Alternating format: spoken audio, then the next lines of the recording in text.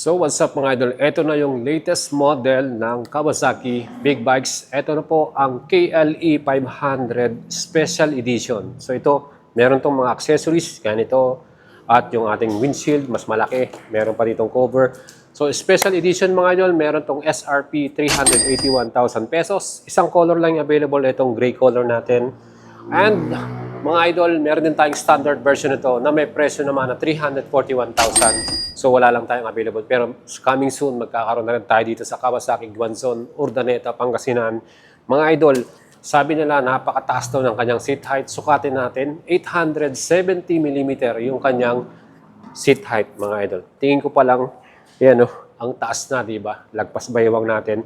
Siyempre sukatin natin. Ayan. Alright. Nakakatakot. Joke. So yan guys, mataas talaga siya. Ayan. So, ayan, talagang tip 2 tayo dito. Ayan, dalawang paa. No? Taas. Mataas talaga siya, mga idol. Ayan. So, ayan, pag ano naman yung isang paa mo, kaya naman. Pero kung, dalawa, ayan, harang tutumba. So, ayan guys, 870mm. Talagang pang off-road to. Pang ready na siya. Switchable ABS, napakaganda. TFT display. Ayan mga idol. Kursunado nyo ba ito mga idol?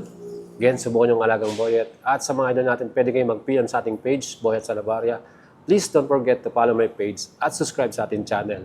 So mas marami pa tayong mga update na bagong motorsiklo, presyo, improvement. Kaya lagi lang po tumutok sa ating channel mga idol. Okay? Wow. Oh.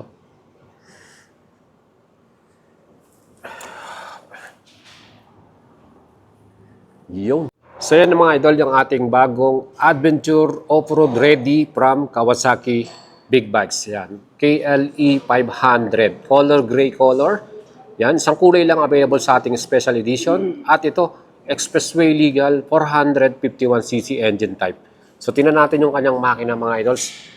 Yan po ay same engine type ng Kawasaki Z500 at Ninja 500. 451cc parallel twin.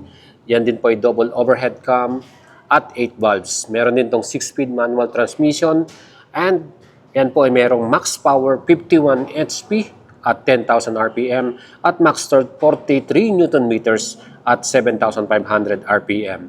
Siyempre yung bore by stroke natin dito, yung sukat niyan 70 by 58.6 at compression ratio 11.3 by 1. So mga idol, ano masasabi niyo sa ating engine type?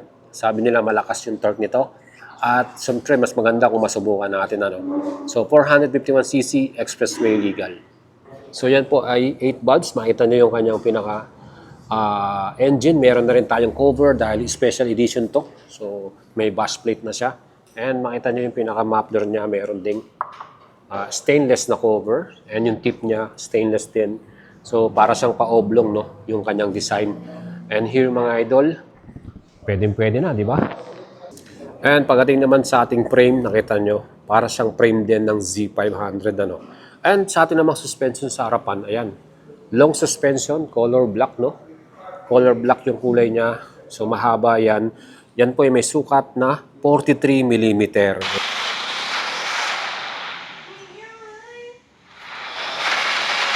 So yung ating suspension, 43mm. Pero hindi siya adjustable mga idol. Wala siyang nakalagay doon sa ating adjustment. So yan po ang ating suspension sa harapan. And rear suspension, naka-central style siya, Yan, monoshock style. At meron din niyang preload adjustable. Ayan, ang taba niya. So yung adjustment niya, ang taba. Pinaka-spring niya, Ayan. Para naman sa ating braking power, round disc, Nissin caliper. Yan, single disc lang tayo dito sa ating brake mga idol. Single disc lang yan, isang disc brake lang. And sa ating rear brake, syempre meron din siyang Nissin caliper. At ito makita niyo yung ABS niya, wire, So round disc din with ABS tayo sa ating likuran. So pagdating sa ating gulong mga idol, syempre naka-spoke wheels to. And yung tire niya pang off-road na rin, So yung ginamit nila ng brand dito ay RC tire. Trail Winner yung kanyang model type. And yung harapan natin may sukat na 1990 by 21 inch. So 21 inch yung ating front tire, medyo malaki siya, no? Sa atin naman likuran na tire, yan po ay may sukat na 140 70 by 17, IRC tire din. Trail Winner yung kanyang model ng gulong, no? Ayan mga idol. So, off-road ready yan. And syempre yung dimension ng ating motor. Malaki siyang tignan, matangkad, no? Syempre off-road yan, style. At meron tong dimension or wheelbase na sukat 1,555. 1,585. 185 mm naman yung kanyang pinaka-ground clearance. Marami nagsasabi mababa daw yung ground clearance. Pero yun nga, makita naman natin medyo nakaangat siya, no? Kasi ang taas nga na tingnan eh. So yan guys, yung bigat pala nito, total weight natin, 193 kilograms pagka standard version. Ito namang special edition natin, mas mabigat ng 1 kilo, 194 kilograms to. So 194 kilograms. Tingnan naman natin yung pinakaupuan niya. Siyempre split type. Sabi ko nga sa inyo, makapal naman yung foam. Ayan, pwede pa sigurong patabasan ano, kung gusto niyo bumaba yung height. So meron din tayong upuan ng ating passenger. So yan po may sukat naman na 870 mm yung ating upuan. So yung tangke natin dito, yan, malaki naman yung tangke. Color black, metal, no? And here yung pinaka susian natin. So yan guys, meron tong fuel tank capacity 16 liters. 16 liters to na mayroong average fuel consumption na 25 km per liter. So 25 km per liter mga idol, malayo-layo na rin mararating mo bago mo maubos yung 16 liters na yan. And looking forward sa ating pinaka handlebar, talagang quality rin ang pagkakagawa nila dito. No? Tingnan mo, meron siyang mga arrow extension dito. May mga nakalagay pa dito. No? Ayan. So, pwede nyo i-adjust yan. Depende sa inyo. And dito sa ating left side, yung grip niya, quality naman. Ayan yung grip niya. No? Meron ding bar end. Ayan. So, pag piniga mo yung pinaka-clutch nito, yan, talagang malambot din naman. Ito yung meron tayong switch na color red. ABS yan. Pwede natin i-switch off yung ABS pag nasa off-road tayo. Nasa off-road tayo, pwede natin i-switch off, no? Meron tayong hazard dito, signal light, kusina, at high and low beam. So, napakasimple lang nung kanyang mga switches, no? Dito naman sa kanang bahagi, meron tayong on and off ng ating engine at starting switch ng ating engine. Yan. Alright. So, dito naman sa ating susian. Ayan, tingnan natin. So, eto meron tong lock. Yan, on and off, ignition. Naka-lock na tayo dito. Pero wala tayong nakitang immobilizer. Ito yung pinakasusi natin. Halos kapareho lang din ng mga ibang model natin. So, yan mga idol. At ito, yung ating display mga idol. Dahil ito po ay SE, Special Edition. So, yan po ay naka-TFT na. So, TFT display tayo dito mga idol ha. Kasi ito po ay special edition na merong switch dito. Pwede mong i-adjust. Meron na rin itong navigation at meron na rin phone connection. Kawasaki Radiology app, no? Meron tayo dito. So, inaanap natin yung USB charger. Wala akong makitang charger dito. Kung nasaan. So, yung ating pinaka-front headlight, syempre LED design, no? Para siyang Z500, no? Triple headlight design. Yung signal light natin ay LED, no? At syempre sa ating standard version yan po ay bulb type. Yun yung pagkakaiba nila. Naka-bulb type siya at naka-digital display. So magkaiba sila sa ating SE. Ano? Mas maganda yung SE natin, mas modern, ano, mga idol.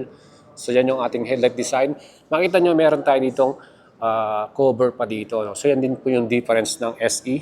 Mas maganda yung ating windscreen, mas mataas. Maliit lang po kasi yung pinaka-standard na ganyan lang. Oh. So maliit yung difference nila. And meron na rin tayong handguard cover and yung bash plate natin sa ating engine. Yan po yung may mga magandang accessories natin dito. So tingnan naman natin yung pinakalikuran natin. Ayan yung ating taillight design. LED rin. LED rin yung signal light natin. Plate lamp and meron din tayong reflector dyan. So overall mga idol, ito na po yung ating Ito po yung ating KLE 500 Special Edition. Let me know mga idol, ano masasabi nyo rito sa ating bagong model. Astig, di ba? Isang color lang yan, yung kulay natin sa Special Edition. At isang kulay din yung color para sa ating standard version. Again, 381,000 para sa ating SE, 341,000 para naman sa ating standard. Pwede na kayo mag-apply sa atin, financing or cash payment. Pwede natin kayo makabili nito. Dalawa yung unit natin dito, ayan pa yung isa. So meron tayong dalawang unit ngayon na available. Again, PM na kayo mga idol, send message para matulungan natin kayo makakuha nito. Papadala natin sa inyo yung unit ninyo. Yan. Astig, di ba?